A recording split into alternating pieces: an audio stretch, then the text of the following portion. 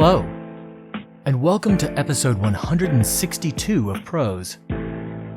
This week, try not to fade away into oblivion and experience the carnal turn to horror.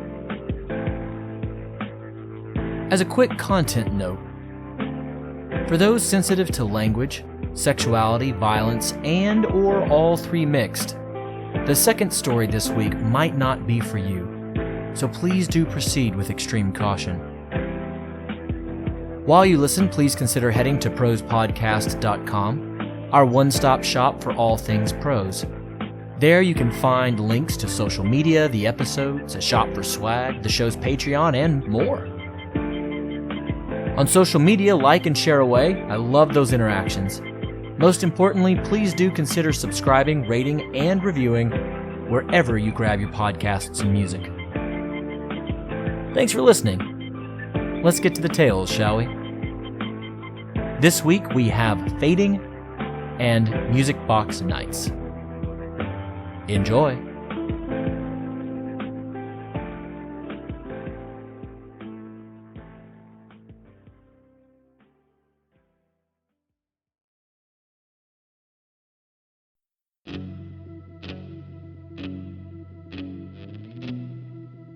Fading, an original short story by Jared I. McGee.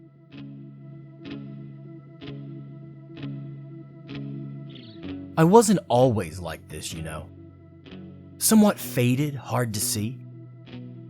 It's not like I haven't walked past a mirror. I can see how obscured I become. Like when you cross your eyes and try to focus in on something, or when you're looking through the fog in the early dawn's first lights, or when you can't quite get a picture to come in from a station on your old rabbit ears. But then again, we don't have them no more, do we? When I pass in front of the storefronts that won't let me in to use their AC, I can see how little of me is left. I look like some phantom come to stalk the streets of New York.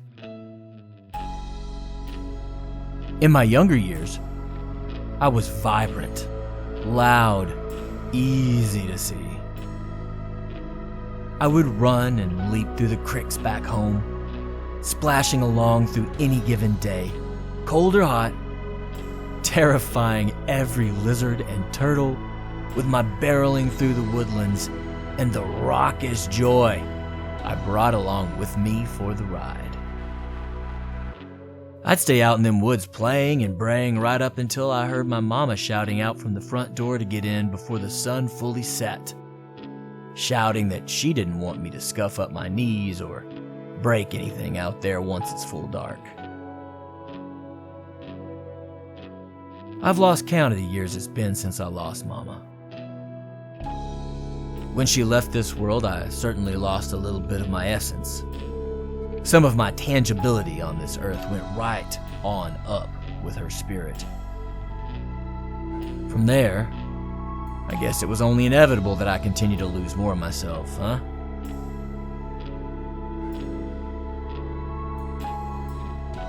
Failed relationships, growing apart from all my friends, the anonymity that the city forces upon all of us here. With no support network and my reliance entirely on my job, all it took was one misstep off a curb on a sunny April Sunday afternoon to begin my transformation in earnest. Spring was just peeking out, but it had been raining. So when I stopped a little short in order to avoid getting squashed by an impatient car that was turning right against the light, I slipped off the curb. Super simple action. Dropped down about 7 inches. But whatever I did it just right. Or so the doctors said. I'd shattered a bunch of bones in my right foot and ankle with that perfect plop. I began my path to recovery. My job laid me off 2 weeks later, halting that path. With no job, there is no insurance. Without any insurance, in this great nation of ours, well, you'd been given a death sentence. My bones began to fuse together all funky, and I might as well have had a clubbed foot or no foot at all.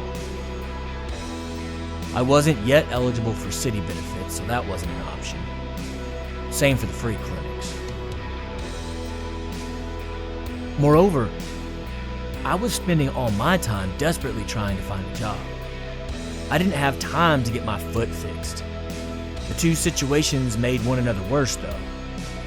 My foot slowed me up and made me hurt and really affected me mentally, pushing me to feel far less than confident as I went into the interviews. The zipping from this interview to that also meant even more wear and tear on my body, and it definitely chipped away at whatever healing was attempting to happen naturally. Unemployment took about 6 weeks to get back to me and really start to process my papers in earnest.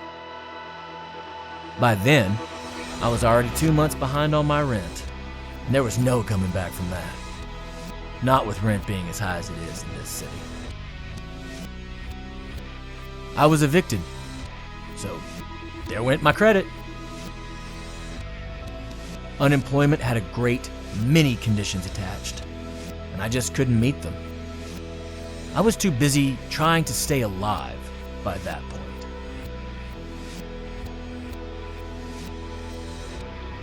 There was a hell of a lot more to my journey to becoming unhoused and living on the street, but the leeching of my soul through it all, my essence of self because of it all, that is what has robbed me of the most. I reach out for change or some leftovers, and the people of the city can no longer hear me. They can no longer see me. At first, I thought it was because I'm not as well kempt as I once was, when I was just another zombie going to just another office. But that's not it. I have become insubstantial. My substance has dissipated into who knows where. Even my thoughts and my memories have been watered down. I reach back for those warm memories of Mama. Reach back for those Thanksgivings, where she would cook way too much food so that she could say, "Oops, I guess everyone will have to take home some leftovers." Because she knew that almost everyone there was in need, and she wasn't going to have them come over for just one meal and not give back to them all in some way, form, or fashion. That particular memory used to be so potent. I could taste the food, hear the laughter.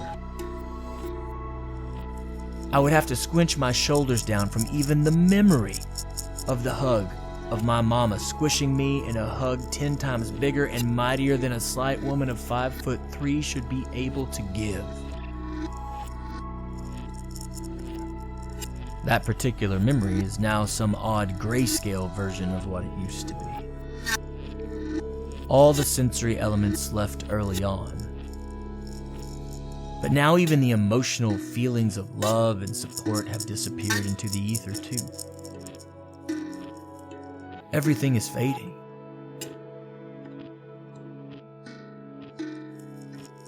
Some of us who are fading away out here on the streets try to fight back on ourselves being sucked from us by the whatever. Those men shouting obscenities and flouncing about out in Central Park. Well, you hear them, don't you? You might not like it, but that's them tethering themselves to reality, so they don't just blow away like smoke. Those women singing duets down in the 59th Street stop, they're going about it a different way. They're hoping for a healthy dose of love and sympathy. They have talent. You hear their talent. Those smiles bring them a little bit of concrete existence. There are dancers and hucksters and guitarists and evangelists and beggars and abusers and vocalists and whores and rappers and so very many others. All just trying their best to keep hold of some scrap of being a human, some morsel of who they once were, some semblance of being a somebody in the now. Were is just about gone, but it is all they have had for some time. Those forlorn shouts and songs and smiles are them working on trying to cling to the R. I myself have always been non-confrontational. At least, I think I've always been so. Again, it's hard to remember much. Anyway, I am now, no matter what I might have been before fading.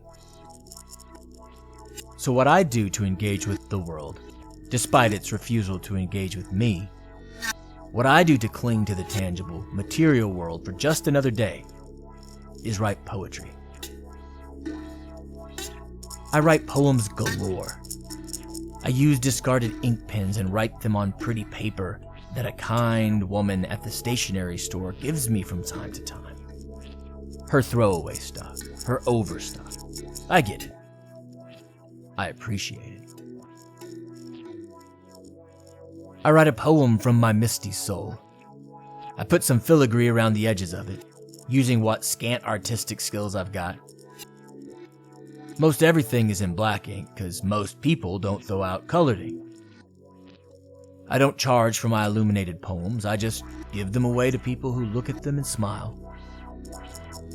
This is my last line that allows me to cling to this life.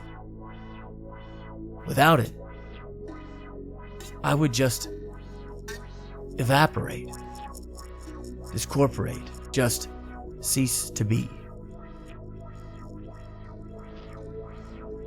So if you see me again the next time you're out, please take another one of my poems. Take one that makes you smile so big you might crack the world. That joy reminds me of my mama, as does your kindness, and it keeps me alive for at least another day.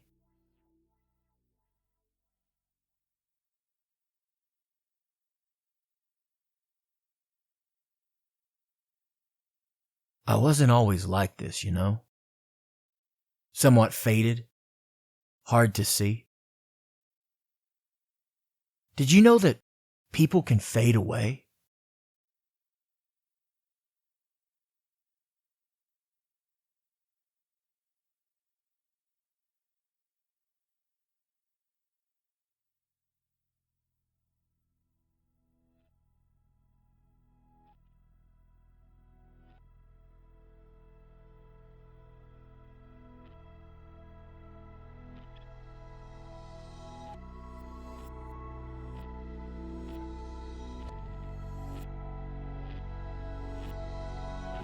Thank you for listening to Fading, an original short story by Jared I. McGee.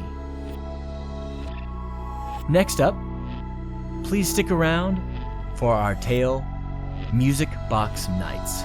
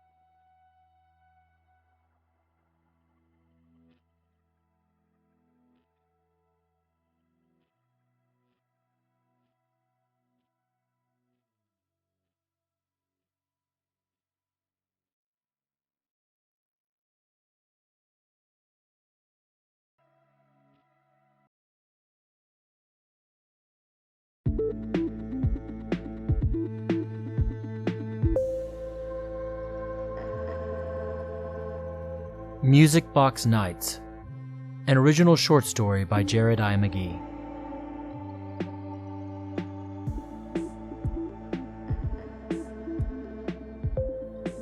Ginny was far from superstitious. Though she loved Harry Potter, Lord of the Rings, Stranger Things, and all that jazz, she didn't actually believe in magic, or elves, or creepy upside-down other dimensions. Phantoms and phantasms were fun to watch or read, but in the real, waking world, she didn't have time for that. Her job as a corporate lawyer might have had something to do with those feelings.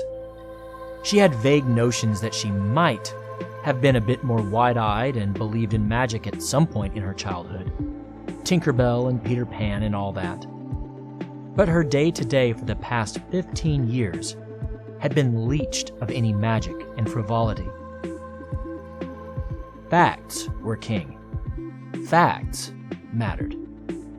She reviewed documents and found ways to defend misdeeds all day, every day. She covered up ongoing affairs, growing drug addictions, poisoning of rivers, hiring of prostitutes, fleecing of shareholders, and so many other bits and bobs of ill repute that she did not have the time to think of flying off to Neverland with a boy with no shadow. Numbers, depositions, PDFs, stocks, finances, FCPA regulations, the law was all there was in her world. Well, that wasn't entirely true. Like any healthy adult, her appetites had grown more adult as she aged. Despite her lack of magic and all things spiritual, she did have certain desires that she was always more than eager to fill. Certain grown-up frivolities that were more her speed these days. Sex, drugs, and rock and roll were what kept her sane amid a life that was more work than it was living. On any given Friday night, Ginny could be found at Philistine, New York City's hottest, newest, loudest, most raucous club in town. She would finish up her work by 7 or 8 p.m., and be in a slinky, next-to-nothing dress grinding her ass against anyone who would have it by no later than 9 p.m. That would go on, fueled by bourbon, cocaine, and fingering, well until Philistine closed at 6 a.m. After which, she would call her 24/7 on-call corporate black car to take her back across the river and home. So many people called Manhattan the Lonely Island, but Fridays were far from lonely for Ginny. Right up until she got off the elevator, took a hard right, stumbled her way the 20 feet to her penthouse's door, hot potatoed her keys drunkenly, opened that big oak door, and went into the massive, gorgeous, but utterly empty apartment. The lights and glamour and debauchery quickly faded as she entered into her place alone. More often than not, she didn't enter her place alone. She would bring the best dancer, best body, best kisser, best drinker, best fingerer, or best face back home with her. But not always. And on those nights, when she was alone, her apartment was tomb-like to her. But, starting one May evening that was far colder than it should have been, Ginny did her best to refrain from thinking of her apartment as tomb-like. It was a Thursday night that May evening, and she had been having a hell of a week. Her boss had called her in on a case, well, set of cases really, that required over 200,000 documents to be reviewed for privilege ahead of any discovery that they'd have to turn over to the state's prosecutor. That task in and of itself would usually take a month, but it was all Ginny's to get done in 4 to 5 days. If that wasn't enough, she'd been chosen to be the lead counsel at the extremely important depositions that would lead up to what would most likely become a protracted, bitter trial between one of her firm's clients and the state of New York. So when she bumbled back into her apartment that night, it was around 8 p.m. But she had been at her office for just under 20 hours. She was meant to get back up and start working again in 7 hours because of needing to sync up with some colleagues in the London office. Plus, she had only gone through about half of the 200,000 documents that needed to be tackled before the week was through. So, she planned on a quick dinner, half an Ambien, 4 hours of sleep, and then alarms she'd set all over her place would wake her up so that way she could dive right back into her obligations. A quick salad had her fed. A quick glass and a half of red and a half an Ambien had her feeling fuzzy and warm and a little horny. She realized that a little horny was probably not being honest. Ginny was dripping wet and aching for some sexual release. This was what happened to her when she didn't get off for 2 or 3 days. She had always had a big appetite, ever since she could remember knowing what sex was. And her success in her profession had simultaneously given her access to more men and occasionally women, while limiting the days and hours she could indulge in that access. This week was worse than most. She'd not even had time to play with any of her vast array of toys she kept on top of her birchwood chest of drawers, laid out across jade-colored silk, as if they were treasured objects on display in a fancy museum. She wasn't going to get any sleep, not without another half pill, which would put her beyond the reach of her multitude of alarms, or without scratching this itch. So Ginny got her favorite toy. Consequently, her first toy she ever bought. A spinning, rotating, bright pink pearled rabbit. Down off of her shelf and did an excited little skip back to her bed, undressed as quickly as she could, and threw herself onto her fluffy weighted blanket that held down her rather impressive comforter set. She checked the batteries. Immediately the device buzzed and whirred and span. And just like that, she was ready to go for a quickie so she might actually get some sleep. Ginny began by lightly touching with just her fingertips. She wasn't big on foreplay when it was time to get it and then move on, so she simply stroked her nipples for a bit, running fingernail circles around each areola a few times before trailing downward. She was only just starting to go from light to heavy clit play when she heard a noise. A noise that shouldn't be in her room. She heard a music box. The music box from her childhood home.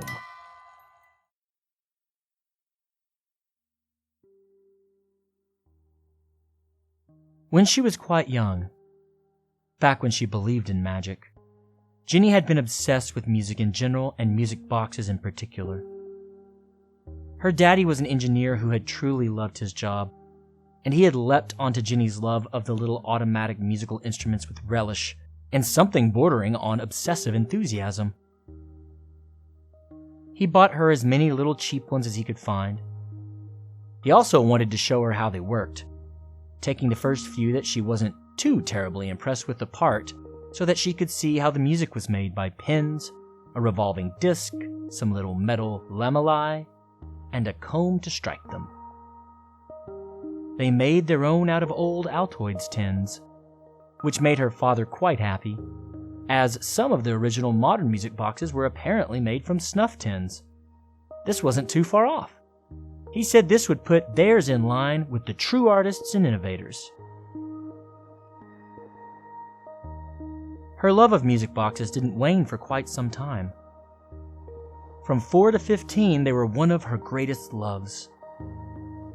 But, like all teenagers, she began to become interested in other things once she hit 15. Namely boys. Ginny's father felt that connection slipping away, and, knowing how most young adults end up pulling away from their parents, decided to get Ginny one last testament to that shared love that they had together before she was too far gone into adulthood, before she had grown up and away from the magic that exists in the world. For her 15th birthday, Ginny's father gave her a classic, refurbished, genuine 18th century carillon en musique.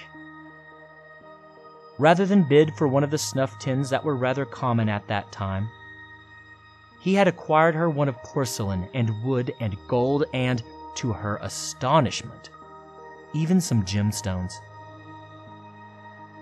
By no means were they poor, but her little music box must have cost more than a car. And oh, the song it played. Once opened and wound, a little girl would run through a forest scene, chased by or chasing a bevy of woodland creatures. The device would ring its chimes, playing a rather haunting melody, famous in its time, called Colchic dans le Pré, which Ginny's father told her meant colchicums in the field.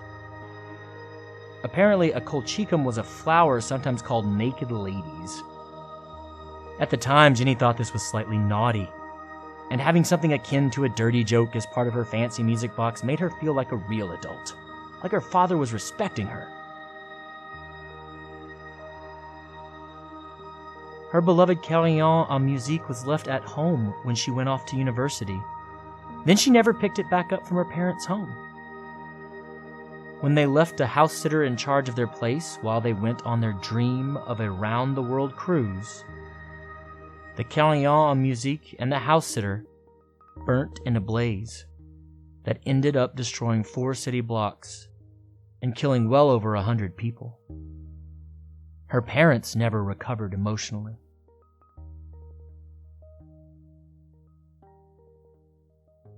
So, when Ginny heard that melody that had been seared into her brain from God only knew how many revolutions of her carillon en musique, she immediately froze, chills taking her body, and her desire for a quick moment of carnal pleasure evaporating. The music box couldn't be there. It had gone up in the conflagration years ago. Even if it had escaped and ended up in her apartment without her knowledge, which was in and of itself impossible, it would have to be wound before each and every play, before that little girl would get to chasing or being chased by the foxes and squirrels and badgers and woodchucks of the French forests. Ginny took a moment to breathe. She'd had a glass of wine. She'd had half an Ambien. Surely, this was just a little flight of fancy, caused by mixing the two, and getting her heart going with a little start to masturbation. She was no stranger to mixing drugs and alcohol, and the Merlot and Ambien combo was one of her favorites with which to unwind, but there was a first time for everything. Maybe this was just the first time for this reaction. The stress she was under was her own moment as Atlas for the company, and the world on her shoulders, though not the size of the planet, wasn't exactly light or small. The music box continued to play as she took her moment. It wasn't stopping. Ginny plugged her ears and the music became muted. So if this was a hallucination, it was one that was auditory and not just in her head. She then felt the world lurch as she heard a disembodied voice rasp. "Why stop, child? You are discovering your own magic. Continue.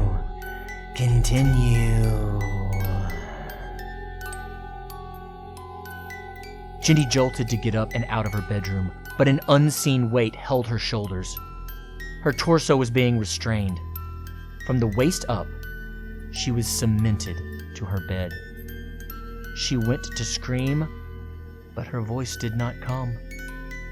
The music kept getting louder. She could hear breathing all around her. Continue. the voice whisper shouted to her. Continue! Continue! And again. Her head spun and spun as she tried to figure out what was happening here, what she was being subjected to. Even if this was just stress, wine, and Ambien, it was all too real in the moment. What was this damned voice wanting anyway? Continue what? She hadn't heard this melody in years, at least a decade, and it had absolutely no connection to anything in her life at this point. Continue! Continue your magics. Then she realized. She couldn't move from the waist up, but her arms were free. She could move her legs mostly freely. This thing wanted her to masturbate, to continue masturbating. Clearly this was not the setting, the mood, but the insistence of the freak show horror voice made something in Jenny react. She felt as though violence would come if she did not acquiesce. So with her shoulders pinned by nothing, she allowed her right hand to drift back down between her legs. As she began to lightly play, the pressure on her chest and shoulders decreased just a touch. The music quieted, albeit ever so slightly. She began to speed up, to move her hips, while she graduated from a light caress to more emphatic rubbing. Again, a lightening of both pressure and music. Jenny reached for her rabbit that was still just to her right, and she flicked it on. Rather than go for a slow to fast dance to build herself up, rather than tease herself a little here and there before going all in, she flicked the device to its highest setting and pushed the rotating, pulsing toy inside herself. With that, she closed her eyes and did her best to focus on what she'd been focusing on before this terror took hold of her. She pumped her hips and let her trusted mechanical friend do its job.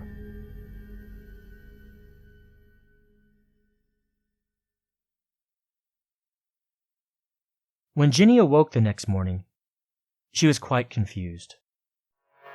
What a nightmare she had had. She'd have to remember to never mix Merlot and Ambien again. Maybe just Pinot Noir next time. Maybe that would make a difference. As she got out of bed, she saw that she'd left her living room light on all night and that her rabbit needed new batteries. It was dead as a doornail.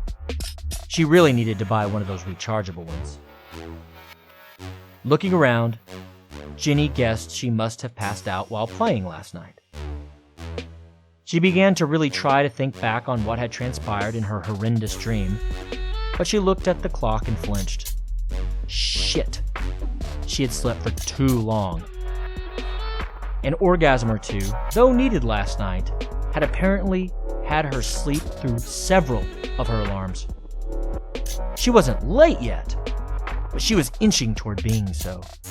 So she ran and hopped in the shower, threw on her best top half of a pantsuit for her video conferences with her London colleagues, and turned her main work computer setup back on.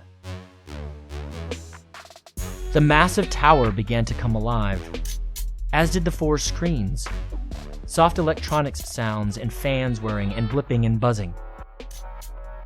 But as soon as she waited for everything to come back on, here in the light of day, fully sober and, for her, well-rested, Jenny could hear some slight music in the background. Her stomach danced. She felt bile rise in her throat. Little one, you are so good to give us what we need. We will look forward to your dance, to our tune again this evening. Look to the night for our arrival.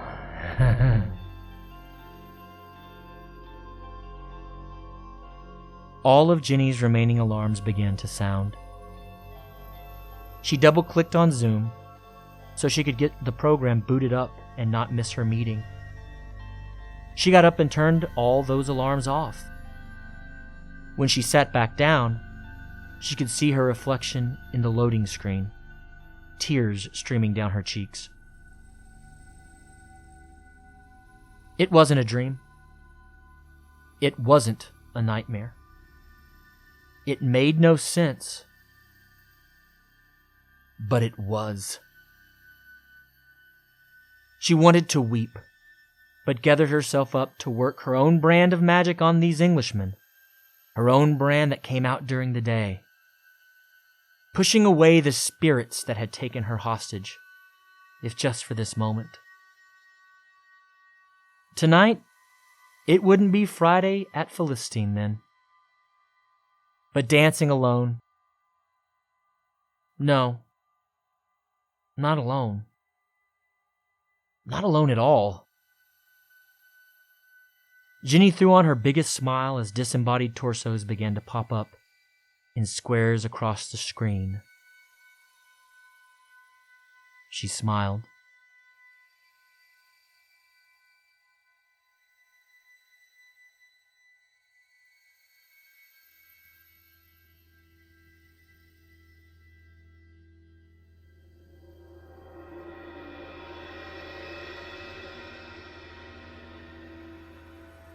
Thank you for listening to Music Box Nights, an original short story by me, Jared I. McGee.